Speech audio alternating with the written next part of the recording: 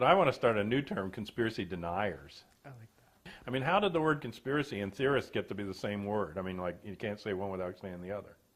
You know, because I always say in my talks, you can call me a conspiracy theorist if you call everyone else a coincidence theorist. You know, but I mean, either we're both historians or we're both theorists. I mean, they even had a series on Katie Couric's Today Show. It was called Truth or Conspiracy. Well, that's a good way to frame it. It's got to be either truth or it's got to be conspiracy. It's one or the other. Yeah, it's one or the other. You know, but, or the left will say, well, there are limited conspiracies. I mean, there are, like, you know, government operations, but, you know. But they think there's only, like, there's either that or you're talking about the Illuminati and 7 guys in a room that control the world for the last 10 centuries. Well, you know, that isn't my view either. I agree with Ishmael Reed in Mumbo Jumbo. He has this opening quote, and he says, the real history of the world is a history of competing conspiracies. Yeah. Because conspiracy is just, in the Latin, conspire, to breathe together. Some people have worse breath than others. You know, and of course people conspire, we conspire, you know, in terms of those that don't like us. I mean, it's all perspective. To the British troops, weren't the American revolutionaries a conspiracy, and weren't they terrorists?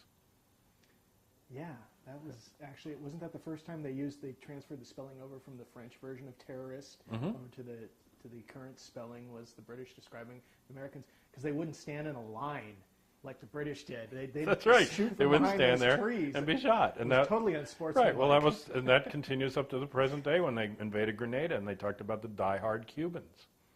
You know, die-hard Cubans. Well, which means that you won't get up and stand in front of my machine gun fire. You know, or you'll dig a tunnel under us like the Vietnamese and shoot us from behind, you dirty rats. You know, you're just supposed to stand up and die. Damn it. Well, you know, I mean, both sides play those games, but it's all a matter of perspective. And a terrorist, like they use the term themselves now, asymmetrical warfare. Well, what do they mean by that, asymmetrical? It means that one side's not balanced with the other, which is the point. I mean, of course the American colonists didn't have the wherewithal that the British military did. So they developed a different kind of warfare based on what they had and what they could do. And on their own protection as a smaller force, you know. So yeah, it's guerrilla war or, you know, insurgency war, or, you know, and you can call it terrorist, but I mean, is it any less terrorizing when this huge military force comes in? You know, were the people in Nicaragua terrorized by what we did there with the Contras? You know, did we terrorize people in other parts of the world when we bombed them? You know. But what they mean classically now by a terrorist, it just means that there's a small faction who will use violence, you know, and often violence that kills civilians, but that's not even separate from current warfare. The level of civilian deaths in World War I was 4%. By World War II, it had gotten up to 25%. By Korea, it crested 50%. By Vietnam, it was at 85 to 90%. Counterinsurgency war, which is basically the war in the post-World War II era, when you're not going to have whole nation states generally go against each other because they're too evenly matched, and there's, you know, I mean, and the kind of weapons now that are at people's command. I mean, we now have what they call a generation of near nuclear weapons, and they have the same physical effect as a nuclear weapon or worse, but they don't have the radiation. That's like these fuel air bombs that were tested in the Gulf War that create the equivalent of a nuclear firestorm without the radiation, or what they're calling now, this cute term, daisy cutters. You know, bombs that just level everything and have the physical effect of the nuclear blast, you know, and the shaking of the ground and over a huge period, and level everything, you know, cut down to the grass level, you know. Anti-personnel weapons that are very, very devastating, that are only anti-personnel weapons. These cluster bombs that were used in Vietnam and again in Afghanistan, they were using them. They don't penetrate a tank tire or a Jeep tire, you know, or a tank tread. They don't They don't go through a sandbag. The only thing they penetrate is human flesh. They are specifically anti-personnel weapons. They are weapons that kill humans. And that's all they do. I mean, they would kill an animal, you know, and they probably do damage to a plant. They're not going to do anything to other machinery.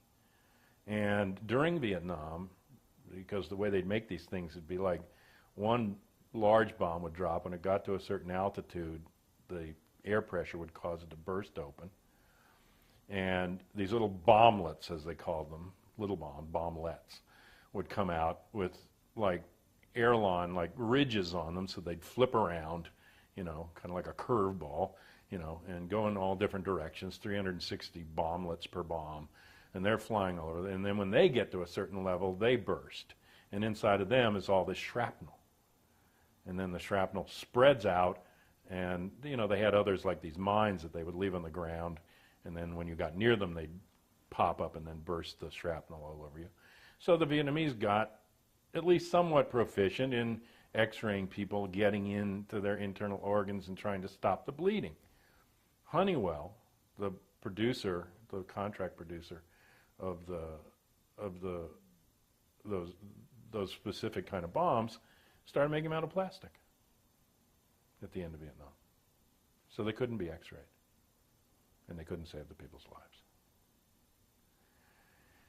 And I'm sure that there was a plastic version that was used in Afghanistan. Afghanistan already had 10 million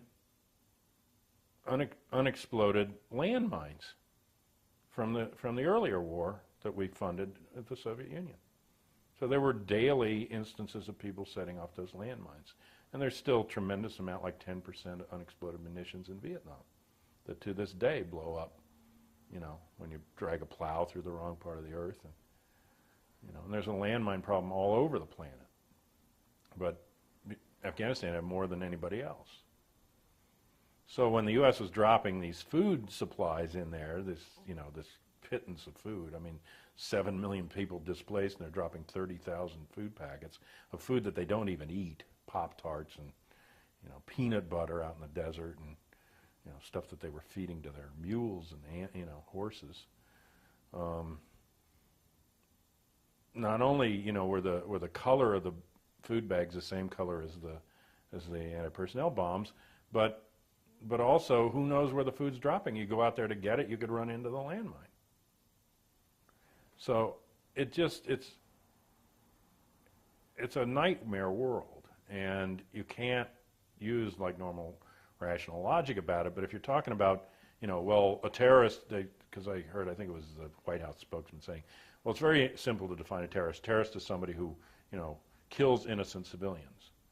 Well, then the U.S. is terrorist, because we kill innocent civilians in every war that we take part in. We've taken part in more wars, you know, than not since the end of World War II. We're directly responsible through covert operations and wars for at least 10 million deaths since the end of World War II. And that's Stockwell, the former CIA guy, talking from his figures, and anything else you really look at what we've done. So, I mean, if that's your definition of a terrorist, you know, then everybody's a terrorist, and there's state-level terrorism and individual terrorism.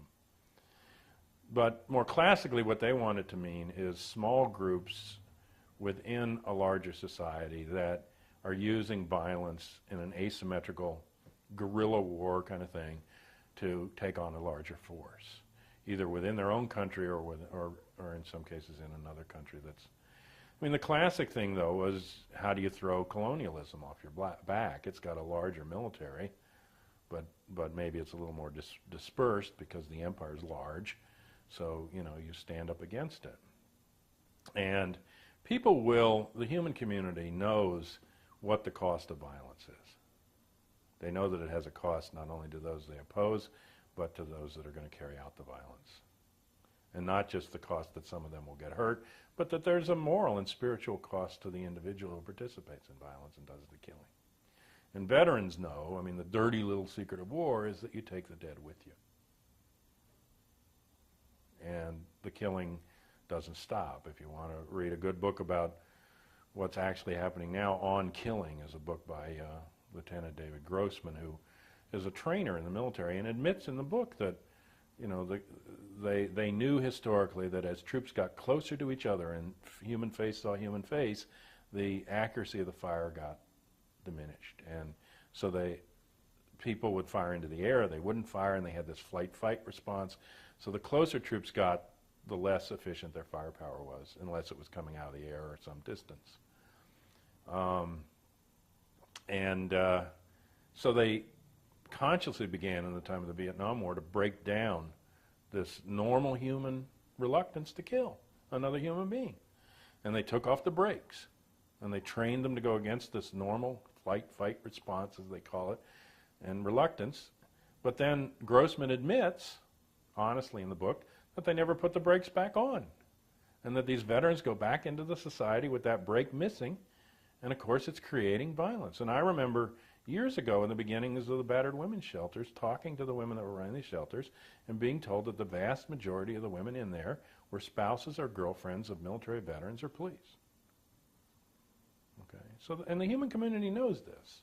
I mean, even ancient tribal communities would have a cleansing ritual before you go into battle, and another cleansing ritual when you come back in order to reintegrate you into the society.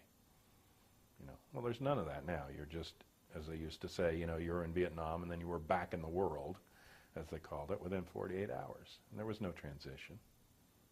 You know, and so people will bear a great deal before using violence. I mean, look at slavery. I mean, ultimately, outside of a few instances, I mean, it was not slave rebellions, you know, that eventually addressed the question. I mean, it was other political issues. But people will put up with a lot before a faction will then rise that'll say, well, let's use violence and let's throw off the yoke kind of thing. And even still, I mean, that segment will only be a small part of the population. But if the population has suffered abuse for long enough and injustice, they will give that segment support and sanctuary and sanction for a period of time in order to end the longer abuse. You know, people will put up with the short term. But they only have that support and that sanction as long as the broader abuse continues. If that ameliorates itself, if you restore justice, if you stop oppressing people, stop abusing and exploiting them, then they're not going to support the faction. And two simple examples right now in the modern world. One would be the militia here in the United States. They have that kind of an agenda. Let's go out, barricade ourselves with our guns and, you know, fight the government. Who supports them? They don't have any support because there isn't enough abuse, you know, to justify it. The IRA would be another example. There was a period in history of British colonialism and the British abuses, but the IRA became popular in Ireland, you know, and had a lot of support. But in the last 50, 100 years, many of those conditions have changed. They're not perfect, but a lot of the raw abuses are done with, you know. And so there's still a segment who continues in that mode, but they've been forced to the negotiating table because they don't have the popular support anymore. Now, if you respond in kind to terrorism, you create more terrorists. Castro is a simple example of that. He goes after Batista. He goads Batista with a little attack. Batista over-responds. More people get hurt and get angry. They come over to Castro's side. Batista loses his moral authority and his leadership. Castro gains, and then he goads again. Okay, and eventually Batista collapses.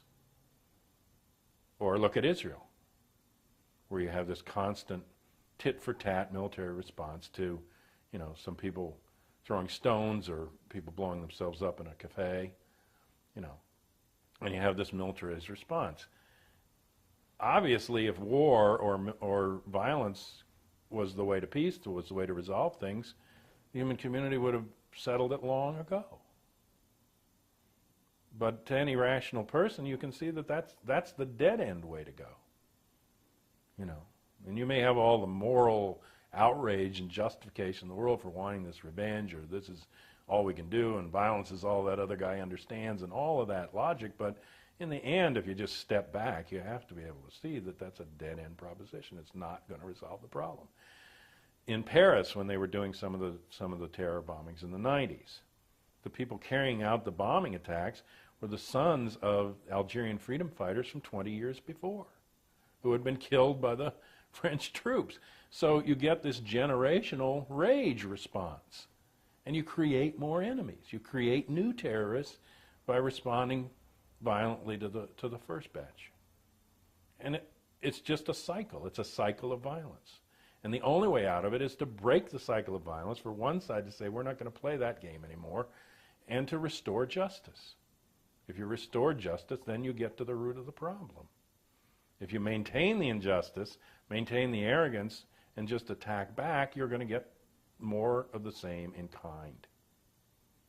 You know? And that's the lesson that nobody seems to have learned. But by now, in the 21st century, with the weapons at the level that they are, with the level of civilian deaths in war, war is just not a proposition. It's not. For the human community, for anybody that goes beyond me, mine, and the hell with you, for anybody that understands what us, ours, and let's cooperate means, for anybody that comprehends how societies work, I mean, just take it down to a neighborhood level. You know, Joe Schmo does something you don't like. Do you go over and burn down his house? No. I mean, you establish rules of law or procedure. You know, you have some kind of justice. Maybe one person recompenses the other. You negotiate something.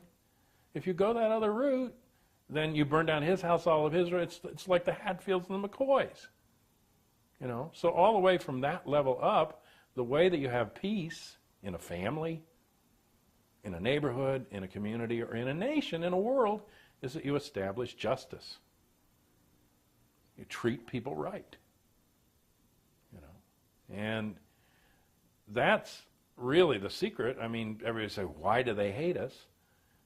It's because many things have been done in the name of America abroad, much of it without the consent or even the knowledge of the American people. I mean, I had to go and study to understand what this country's been doing abroad in the last 50 years. Because the media image is that we're the nice guy, we help everybody out, we send aid all over the world, we're pro-democracy. You know, but the reality is covert operations, meddling with governments, influencing elections, putting dictators into power, oppressing, you know, civilian populations, grabbing resources. You know, we haven't been the nice guy. You know, we've been the corporate guy, we've been the guy whose face is there, you know, but it's like now the Bush administration is celebrating the liberation of women in Afghanistan. Well, does anybody remember that in the 1970s when Afghanistan was part of the USSR and they had a secular, Islamic, but secular government, that women were educated, that women were a full part of the society, that they had the same rights as men did, and that it was only when the reactionary, right-wing, fundamentalist Muslim mullahs took power in a coup that their rights were betrayed and that they were pushed down into this status. And then when the Soviet Union came back at the behest of the people in Afghanistan to push out these reactionary mullahs and restore the rights of the people in Afghanistan, you know, and then the U.S. responded to that by funding the opposition. We funded the reactionary government that took away the liberation of women in Afghanistan. And as long as it served our purposes, we supported it. And when it got in the way of our purposes, now we're pushing it out of the way. And as a result, women are suddenly back in a different status that they used to have before we interfered. But we'll sit, you know, and the media spin is, you know, hooray for us, we love women. Well, we didn't love them so much that we wouldn't back people that oppressed them, as long as they were anti-communist. You know, and we've supported a lot of reactionary and fascist elements in countries and put them in power and kept them in power and financed them, armed them, you know, who aren't democratic. They don't care about women. They don't care about human rights or people's rights or any of that. Talk about the media brought up after September 11th that this was just like Pearl Harbor. Talk about the real parallels between that, and also discuss the fact that the White House says we couldn't have known this was coming. Okay. The media says it's like Pearl Harbor because, well, it's multiple reasons they do, but their theme is that this is a surprise attack. It's a heinous attack. It's an attack on American soil. Like Pearl Harbor was, when Japan came, we'd never been attacked in our territories or before. We've never had war on the American soil, really, and outside of the Civil War, but no external war. And so the Japanese surprised us and they attacked us, and it was a day of infamy, and therefore we have to, pull together as a country and respond against this crime and go after this enemy. The real history of Pearl Harbor is that we goaded the attack, in part because we boycotted oil going into Japan. And we created a trade boycott in Japan, which in international circles, a boycott is considered an act of war. Okay, and we actively intervened there, which is not to say, therefore, they have the right to go blow up the fleet at Pearl Harbor and kill a bunch of people, but it's to say that when you interfere in things destabilize, and the militarist elements within that society then have their excuse to come to the rise and say, look what they're doing to us, and we should go attack them, which is what happened. So you give fuel to, if anybody with a progressive agenda, at all, anybody that cares about oppressed people around the world, had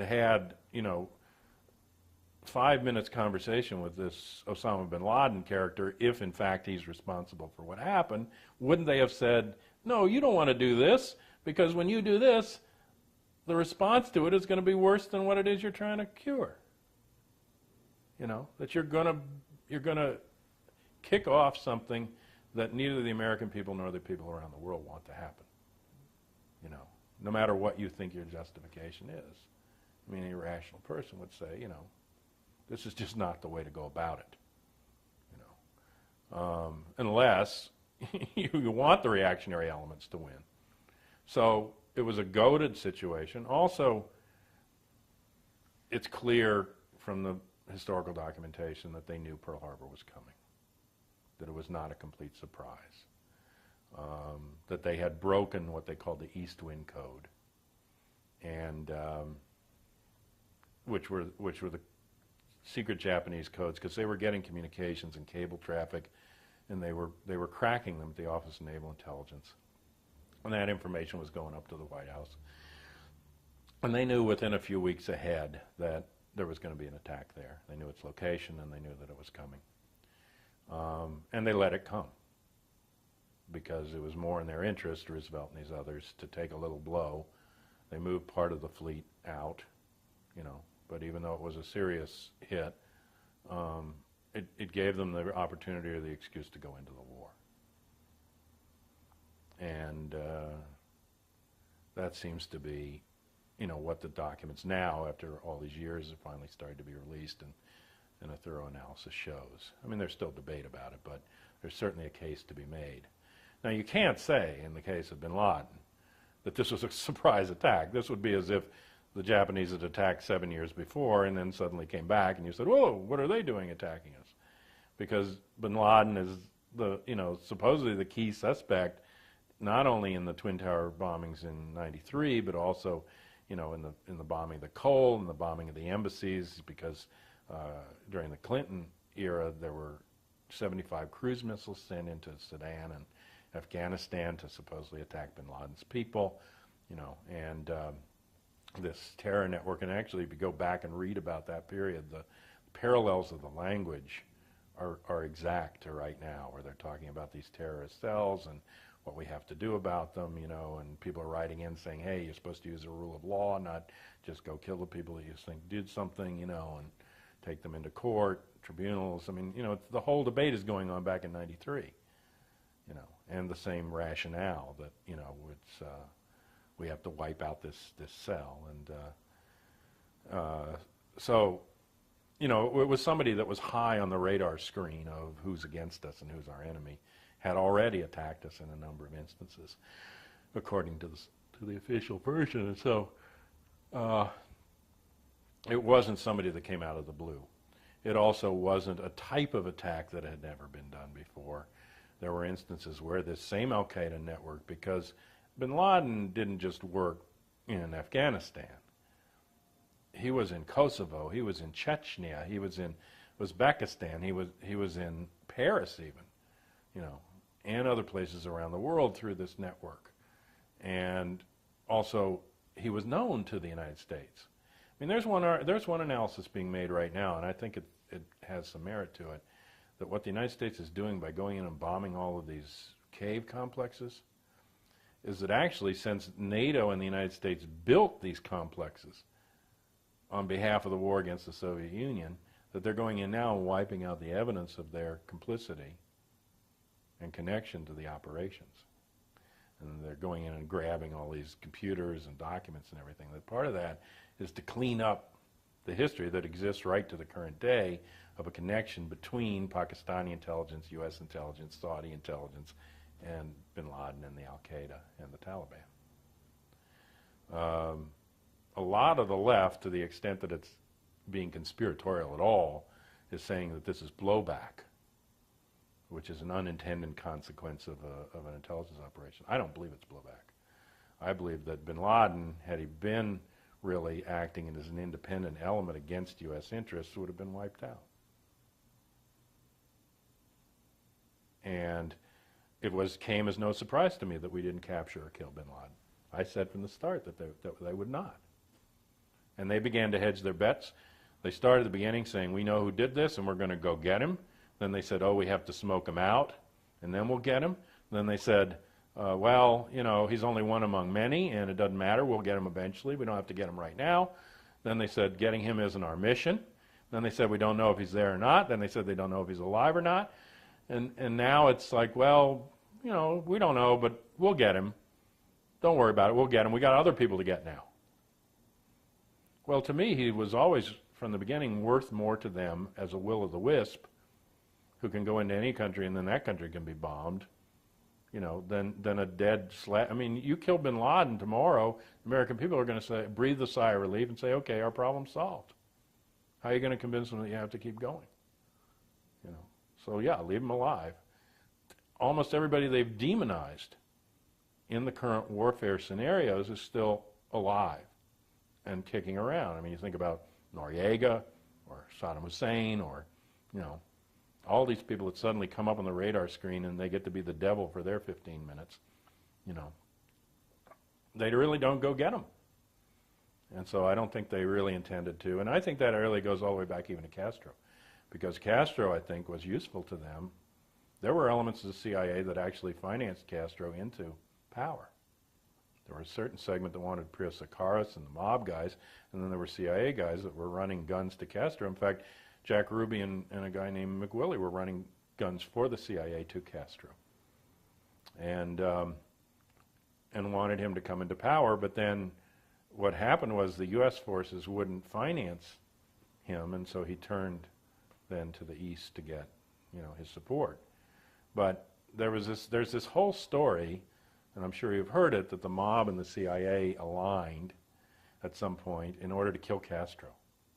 And they had this Operation Mongoose, and they tried to tie Bobby Kennedy into this, and they tried to say that that was blowback too, that it fell, you know, it ended up with the same people that they prepped to kill Castro, killing John F. Kennedy, and then Bobby, you know, realized he was to blame. Bobby, I believe, was put into the CIA and Mongoose to stop it. I don't believe that the Kennedys knew that there were plans to kill Castro. Kennedys were very upset about the assassination of ZM when they found out that happened. And when they had already stopped the raids on Cuba, and I think when they found out about Mongoose and to actually kill Castro, they went in and you know, put an end to it, and were actually trying to normalize relations with Castro, which was leaked. Part of how Kennedy got killed is that fact was leaked through the intelligence community to the anti-Castro Cubans, which infuriated them, and then that guaranteed their operation on the mechanical level, their cooperation with trying to kill Kennedy. So I think many groups were involved by the people that actually killed Kennedy on the top and the Joint Chiefs of Staff, involved rogue elements of the CIA, elements of the anti-Castro Cubans and the mob in the hit at the time on the mechanical level, so they could take credit then and pat themselves on the back. But later, if necessary, they could take blame rather than the blame. It's like the fingers, but you can't see the palm, the wheel of fingers. So all those are up there. But I don't think that was really true. I don't think they ever really intended to kill Castro. And these stories of exploding cigars and shellfish toxin, all this crazy stuff that they were doing, I think is just smoke. I think they sat up at nights, and thought of some nutty stuff to tell people that they were going to. When Giancana and some of the other mobsters, Marcello, were brought in the House Select Committee in the 70s and the Church Committee to look into these assassination plots, Frank Regano, who was the attorney to both Marcello and Giancana, told the story that Marcello went into the hearings, and coming out, he asked them, they were closed hearings, and he asked them, what did they want to know? And Marcello said, oh, they want to know about, were we part of a plot to kill Castro? And he said, well, what'd you tell him? He said, I told him the truth. He said, we were never trying to kill Castro. And I think that is the truth, that the Castro killing story was the cover story for them developing a domestic assassination capability that killed Kennedy. But if anybody ever asked what they were doing, oh, we're training to kill Castro. Because if they can kill Kennedy, they can sure as hell kill Castro. So why is Castro still alive? Because he served their purpose as the whipping boy, the immediate threat, 90 miles, from the Cuban Missile Crisis on, as a way to, which doesn't say anything about Castro himself necessarily, but it says something about how we use our enemies, how we create them, and what good they do us, or do the portion of us that want to make profit off of war, and the maintenance of social hegemony through war and warfare and militarism. And so in the same sense, it doesn't surprise me that they didn't get bin Laden, but bin Laden was on their radar screen. His organization clearly was, and there had been instances in the Soviet Union, in Chechnya, and in Paris where planes had been used as weapons by the Al-Qaeda. So even the method of attack was not unknown. I saw one thing, I've been able to verify it, but one report from somebody who said he was a longtime tenant of the building, of the Twin Tower buildings, who said that those buildings are in restricted airspace and they have surface-to-air missiles on those buildings to protect themselves. Well, I don't know if it's true, but I mean, it's sensible, Another thing to think about is, this is the World Trade Center, right? See, I started the Kennedy assassination work back in 1968, and Jim Garrison went after a guy named Clay Shaw. Clay Shaw was, in Europe, part of something that began under the title of Permanent Industrial Exhibits, or Permindex. And Permindex formed in Italy a group called Centro Commerciale Mondiale, which means World Trade Center. And the idea was to set up these trade centers so that international exhibits could become permanent in places, as a way for people to come and look at goods and buy the goods and sort of, establish these trade relations at fixed locations. There was one in Dallas. That was where Kennedy was supposed to give his luncheon talk, had he gotten there. There was one in New Orleans, where Oswald was leafleting outside and Clay Shaw was working inside. But they come out of this beginnings as Permindex, which included very top money in the Italian infrastructure and a lot of fascists, a lot of the fascist money, in the post-World War II period. And Clay Shaw, despite his denials at the trial and the effort to block him by the CIA and others, block Garrison from finding it out, was a contract agent of the CIA and was regularly used by the CIA. And in fact, if you go and look at the documents that have been released now, they bear out Garrison and they show that CMC, Centro Commerciale Mondiale, would put up money for specific trips that Shaw was making on behalf of the CIA and then reporting back when he was done from these international trips. So I would just say the World Trade Centers have had a great deal to do with the history of modern intelligence operations and policy, haven't they? I mean, what is this thing that every time there's like a major shift in power, it somehow involves World Trade Center? And so that's what got hit in New York. I looked up the firms that are in the building, and they were basically the Eastern establishment. You know, Morgan Stanley and the big banking firms and the stock exchange, and, you know, that's what fell down that day, you know. And that's different money than what's in Texas or what's in, you know, most of Bush's circle. Bush crosses over somewhat into both camps, but, you know, the people that are in there at the top of the Bush administration mostly come from different money than the old banking establishment money that was destroyed in the building that day. And there are international links between the Bushes and the Bin Ladens. There's long-time interconnections of the Saudi royal family, which is really where the Bin Laden's family is. It's Saudi family. These were considered Saudi Afghans, you know, and Saudi intelligence was putting up money to Bin Laden right through September 11. One of the main heads of Saudi intelligence was knocked off afterwards because he was pro-Bin Laden. Also, the head of Pakistani intelligence was lopped off in October on the basis that not only had he been the main funding conduit for Bin Laden and the Al-Qaeda, but he had also given $100,000 directly, I think in August, was when it happened to Muhammad Atta, who's considered the mastermind behind the plot that day. But that guy, even though he was knocked off of the head of Pakistani intelligence in October, in September, on the 4th of September, was here in the United States. He was here in the United States meeting with elements of the CIA and with Richard Armitage at the State Department. Richard Armitage figures into the old Iran-Contra scandal with Oliver North and, you know, and the other top guys in the company and the international drug trade stuff that they were involved with in the Contra operations. It's interesting now that it's come out in a Sarasota paper that Muhammad Atta was staying in Florida when he lived down there for a period in the house of one of the Iran-Contra pilots. So this may be the old Iran-Contra team internally working. And I was just told by a guy here in Seattle who's currently in the National Guard that the Delta Force was operating here in the United States after, like on and after September 11, and they're not supposed to operate internally. And Delta Force was Secord's operation. It's high-level military intelligence, and you know, it's for international intervention. Delta Force ran the failed helicopter raid on Tehran, which I also believe was a planned operation, planned to fail, planned to embarrass Carter, because I don't think 8 helicopters can take Tehran. I'm sorry, even if they're full of Americans. What would Delta Force be doing right now since September 11th in the U.S.?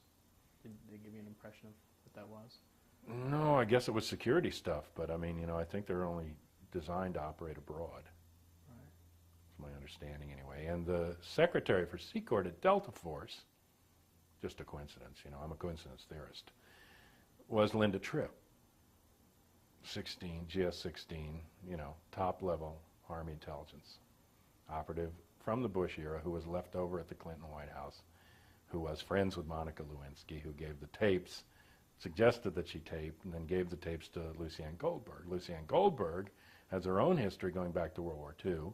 Her husband Arthur Goldberg and she were members of North American Newspaper Alliance, and that's how she identified herself when she came to the fore in the scandal. She was a public relations and disinformation expert, in my view, an intelligence operative who's worked on the inside for years, but she was, among other things, a public relations person for Mark Furman, the racist cop in Los Angeles in the O.J. Simpson trial. But in the post-World War II period, Arthur Goldberg, her husband, worked directly. NANA was formed out of Lord Beaverbrook and British naval intelligence circles, and Lord Beaverbrook, who ran the London Sunday Times, as a cover for intelligence agents to go abroad as journalists, and also as a way to plant intelligence disinformation stories through a supposedly legitimate news network. And so Nana had operatives all over the world. Hemingway, for a period, worked with Nana. And he had worked also with U.S. intelligence and the French resistance coming into France at the fall of the Germans. And he worked there with David Bruce, who was his best man at his wedding. Bruce later was part of the CIA and the Middle East desk of the CIA. It was David Bruce and Kermit Roosevelt, Teddy Roosevelt's grandson, who later got a job with Secconi Mobil Oil, and Norman Schwarzkopf Sr., who in the 1950s pulled the coup in Iran to take Mossadegh, an elected nationalist who wanted to nationalize the oil industry there, and overthrow him and put in the Shah, who would cooperate with the U.S. and British oil interests instead. And then, of course, years later, Norman Schwarzkopf Jr., was chosen as the guy to head up, our Gulf War. But the discovery of the Dolman Dome in Saudi Arabia, and the largest oil deposit to date in that period, in 1943, was in a period when England was under severe attack and had pulled back from in order to defend the homeland. And so Averell Harriman wrote a letter to Roosevelt, the president, saying that there was all this oil in Saudi Arabia that wasn't being protected and the Germans would get at it. So Roosevelt sent 30,000 troops to guard the Dolman Dome oil, headed by Norman Schwarzkopf Sr., who had been West Point, World War I, brought back into World War II, and then the son brought back in for, and later the father had done gangbusters, and he'd been the head of the state troopers in New Jersey, the father had, and militarized them, and also was responsible for the framing of Bruno Hauptmann in the Charles Lindbergh kidnapping. So these guys, they're in positions and they figure throughout history, but David Bruce in the OSS, and Hemingway working with OSS, and OSS came out of British intelligence and was linked to British intelligence. And in fact, Ian Fleming, who was way up in naval intelligence in Britain, and later wrote the James Bond novels, and his brother Peter Fleming, who was even higher up than he was, and worked on Operation Sea Lion. But Ian Fleming was the guy that founded, on behalf of Lord Beaverbrook and British intelligence, North American Newspaper Alliance. So his Russian desk guy was Arthur Goldberg, and Lucien Goldberg was working for him at the same time. And they, in turn, hired a woman named Priscilla Johnson, who was the first person to interview the defector Lee Harvey Oswald at the Metropole, on the suggestion of a guy named Snyder at the Russian embassy, who was naval intelligence for the U.S. U.S. naval intelligence is the largest and oldest intelligence network, and it grew out of British naval intelligence, which had run the empire for 500 years. And then there was another woman, Aileen Mosby, who worked for NANA, but also worked for UPI, who interviewed Oswald. And so those are the early Oswald the Red stories, backing up Oswald, who himself was naval intelligence and had a crypto clearance in the Marines and went everywhere the U-2 was stationed. And I'll tell you a local story, because I live around D.C. I went into Dulles Airport. This was probably mid-'90s. And we have wonderful airports. We have an airport now that's named after Ronald Reagan, and one named after Allen W. Dulles, and so thank you. But Dulles Airport's out there in the Virginia Sticks, and they had an exhibit up at the airport about reconnaissance photography, satellite photography, and what you can see from a satellite and how it helped U.S. intelligence. But it was a phony exhibit, because the examples that they would show of these satellite photos were like fuzzy overviews of towns without much detail and some roofs and, no detail. You can see a golf ball. You can read a license plate. You can discern the expression on my face from a satellite, as long as there's nothing in the way, And then they also use computers now to resolve through cloud cover and get better images, and they have a lot of techniques, infrared and things that can look at things. And then they also have remotely piloted vehicles that can go up under cloud cover or beyond horizon and feed back to the satellites from a better location to do that. And they've had that since the end of World War II. The British had 100,000 remotely piloted vehicles up in the air for reconnaissance purposes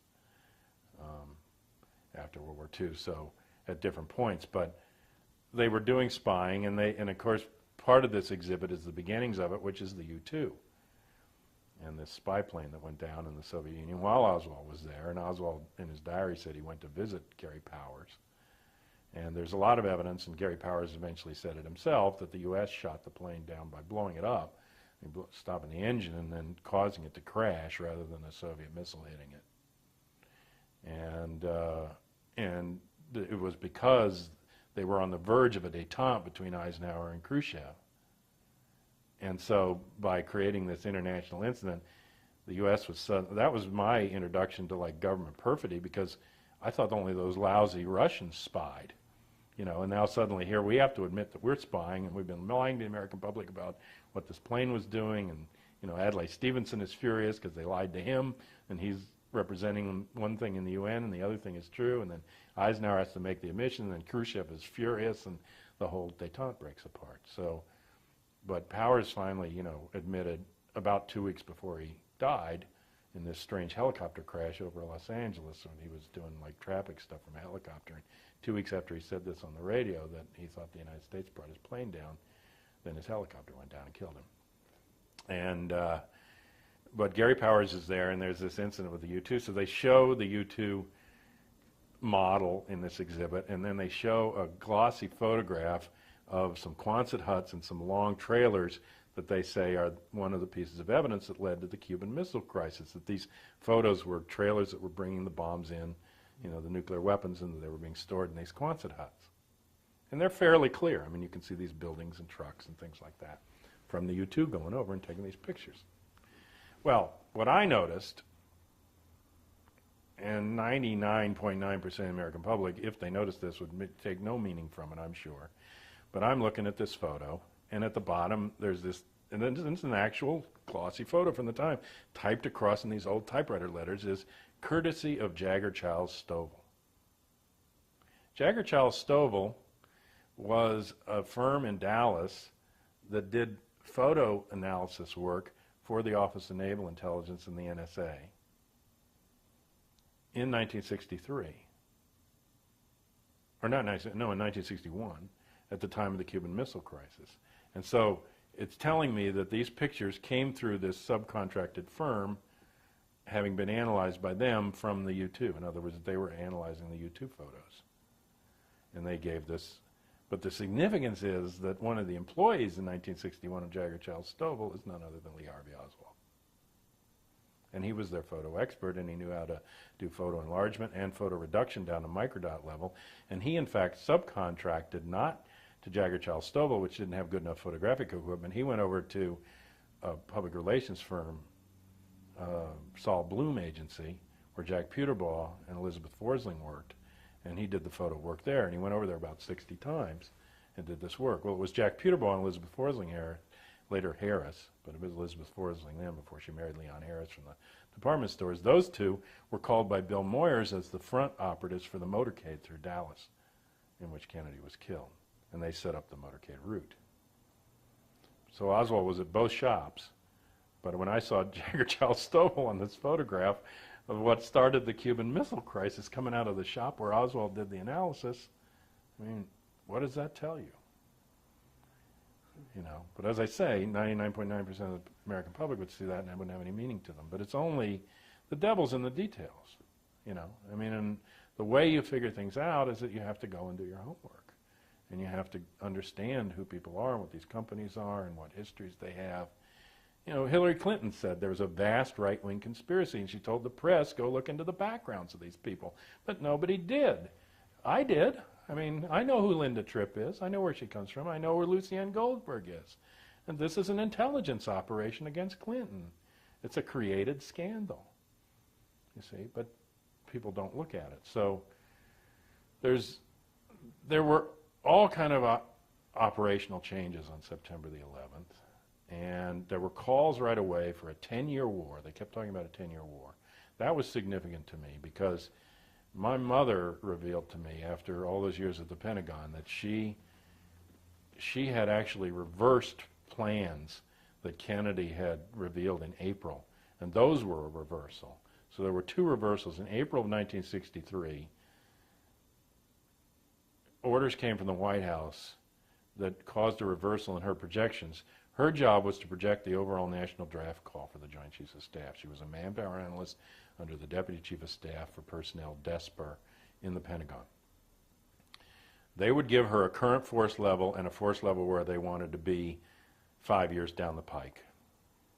And she would have to project each year in between how many would die, how many would re-enlist, how many would retire, how many would join up, and therefore how many would they have to draft in order to get to the force level, whether it was up or down 5 years from then.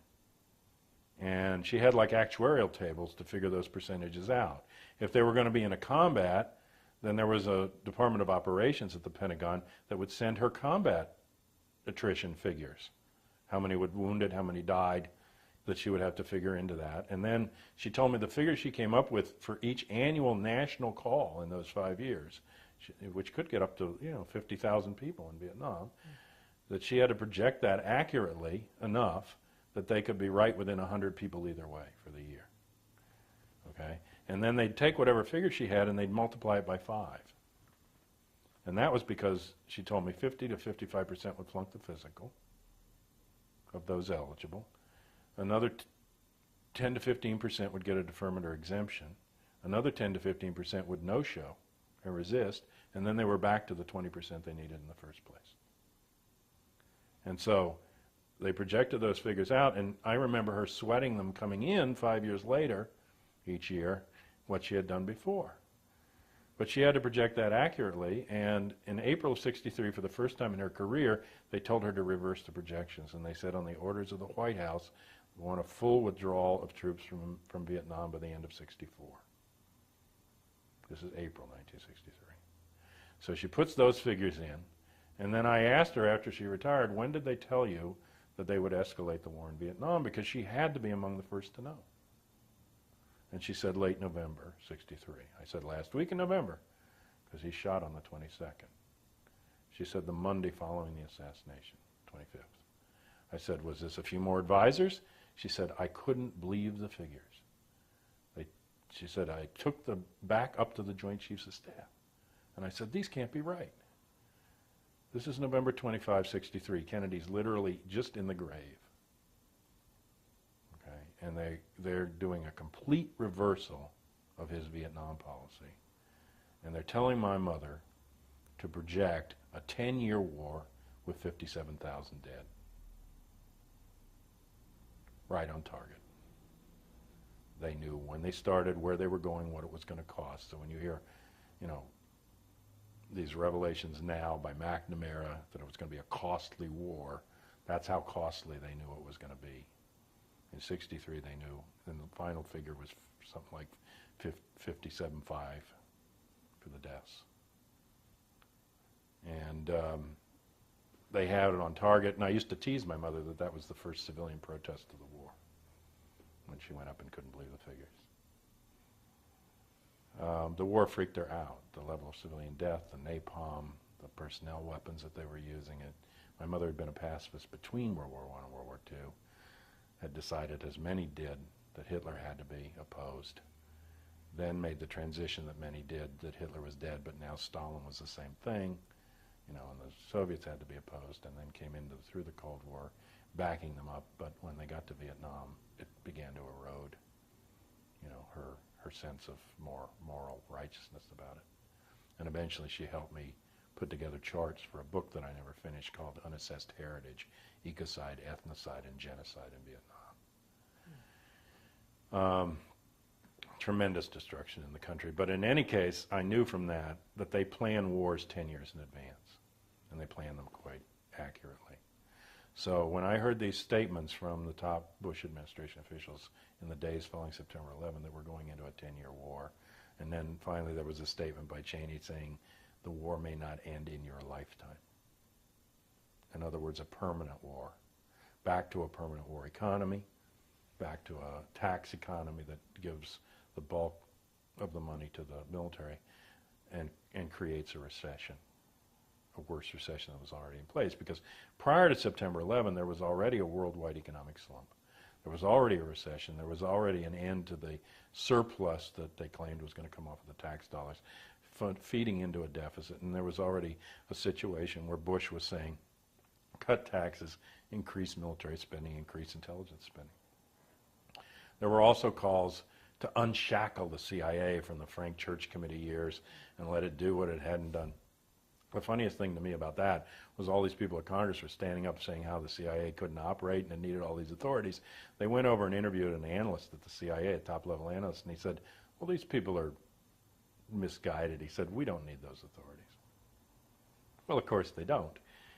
Because they do what they want to do regardless of them, and if you give them to them openly, then they have to take responsibility for them. It's like going to a hitman and saying, hey, we're going to make you legal. Well, the hitman's going to say, whoa, wait a minute, you're going to blow my cover, and now from now on, when anybody's killed that looks suspicious, I'm going to get blinked. So just leave it the way it is. You know, it's not legal for me what I'm doing, and then I have a denial. You know. But so they're like pushing the CIA into this position. Woodward now claiming in this series that Tenet went over and asked for all this stuff and the right to assassinate, but they always had the right to assassinate, and the only thing that was really taken away was for them to do assassinations without any national emergency involved. But Clinton put out orders to assassinate Osama bin Laden, and they were technically legal orders under the thing because there had been, you know, this attack and it involved national security. So they have the usual loophole for this stuff. It's just that they can't go into a country where they have nothing going on except their corporate interests and legally say, well, kill the ruler, we don't like this guy. But they were doing it anyway. They just weren't, you know, doing it where they had plausible deniability.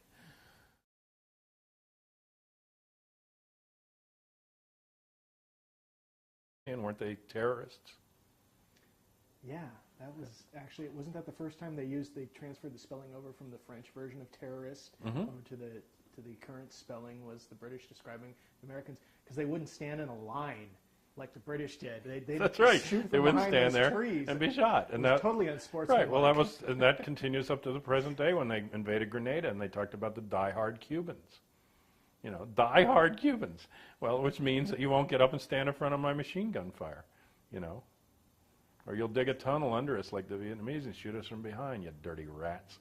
You know, you're just supposed to stand up and die, damn it. Well, you know, I mean, both sides play those games, but it's all a matter of perspective. And a terrorist, like they use the term themselves now, asymmetrical warfare. Well, what do they mean by that, asymmetrical? It means that one side's not balanced with the other, which is the point.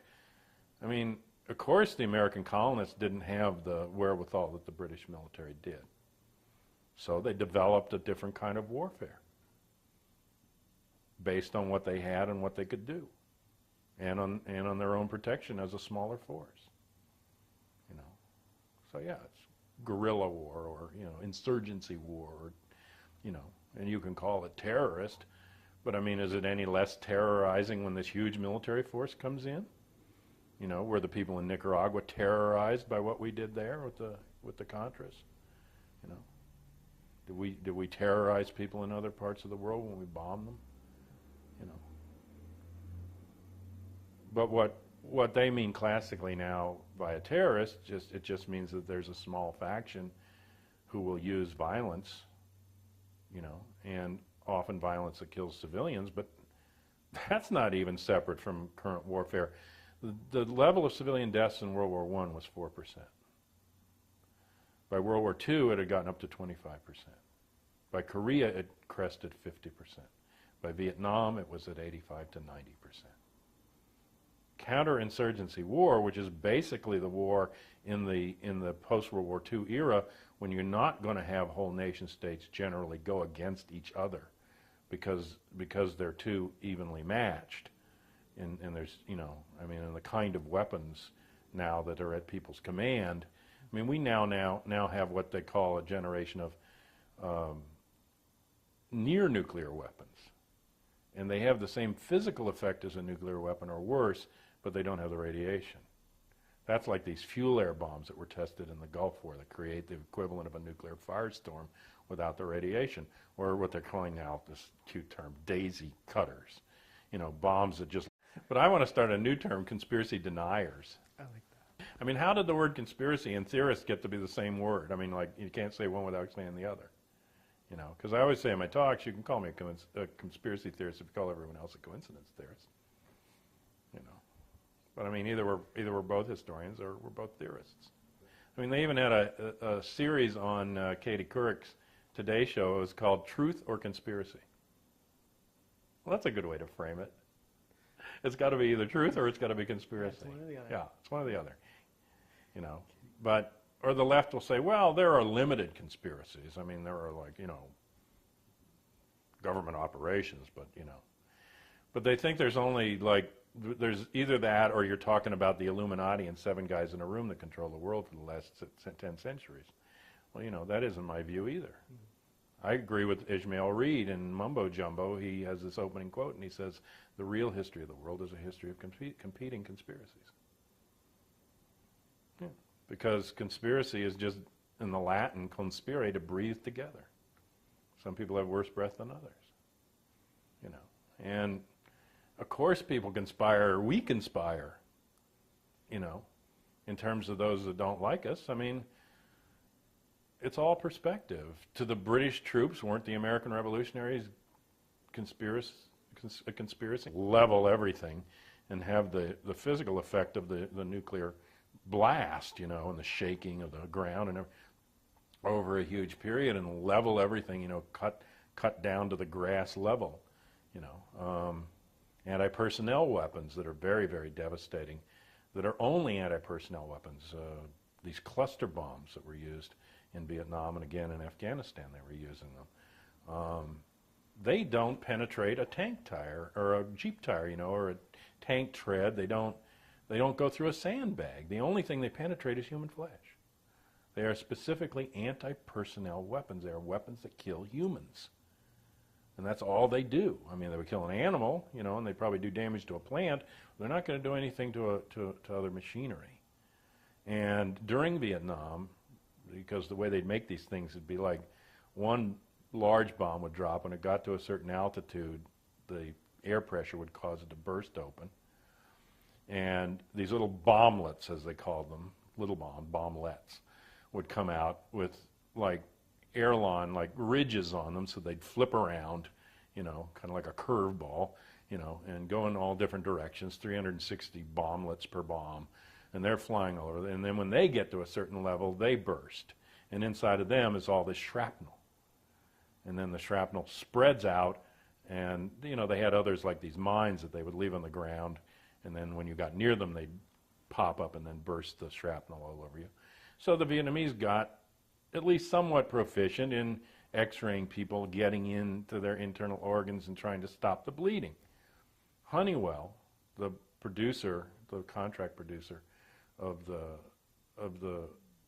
those specific kind of bombs, started making them out of plastic at the end of Vietnam. So they couldn't be x-rayed, and they couldn't save the people's lives. And I'm sure that there was a plastic version that was used in Afghanistan. Afghanistan already had 10 million unexploded landmines from the earlier war that we funded at the Soviet Union. So there were daily instances of people setting off those landmines. And there's still a tremendous amount, like 10% unexploded munitions in Vietnam, that to this day blow up, you know, when you drag a plow through the wrong part of the earth. And, you know, and there's a landmine problem all over the planet. But Afghanistan had more than anybody else. So when the U.S. was dropping these food supplies in there, this pittance of food, I mean, 7 million people displaced, and they're dropping 30,000 food packets of food that they don't even eat, Pop-Tarts and, you know, peanut butter out in the desert and, you know, stuff that they were feeding to their